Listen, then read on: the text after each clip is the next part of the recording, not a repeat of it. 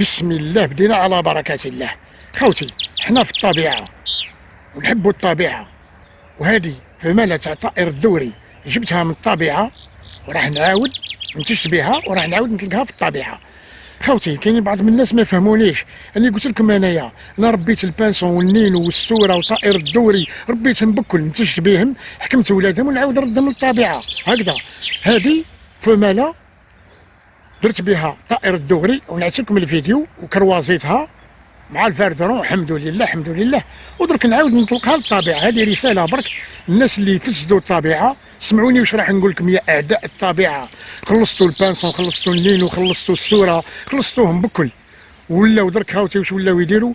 ولاو يصيدوا الغراب ويبيعوه، ولاو يصيدوا طائر الهدهد ويبيعوه، ولاو يصيدوا المعروف ويبيعوها، ولاو يصيدوا واش راح نقول لكم، ولاو ما خلاو والو، صدقوني الخفاش وقاعدين يبيعوا فيه للاسف الشديد. وين رايحين تروحوا عند ربي؟ انا ما نقولكمش تجار، نقول لكم فجار. ما تنساوش خاوتي هذا الفيديو جديد، حنا اليوم 16 جوان 2026 اول محرم. تبع يا اخي الفيديو هذا، راني راح نطلقها، بارطاجي لا فيديو باه نوصلوا المعلومه تاعنا، وان شاء الله من الدوله تاعنا اللي تحكموا اقصى عقوبه اقصى. شوف يا عدو النجاح، انت تفصل وانا نصلح، واني ضدكم ديما، وانتم اللي تربيوا المقنين وتقولوا حنا نشريو المقنين. ديروا مبادره وشريوا المقنين تاع الغرب وطلقوه هكذا باش تعاودوا تردوا الطبيعه، باسكو انتم اللي فسدتوا الطبيعه، انتم اللي تعاودوا تردوها. بسم الله. هاي روحي لا ليبرتي، هاي راحت.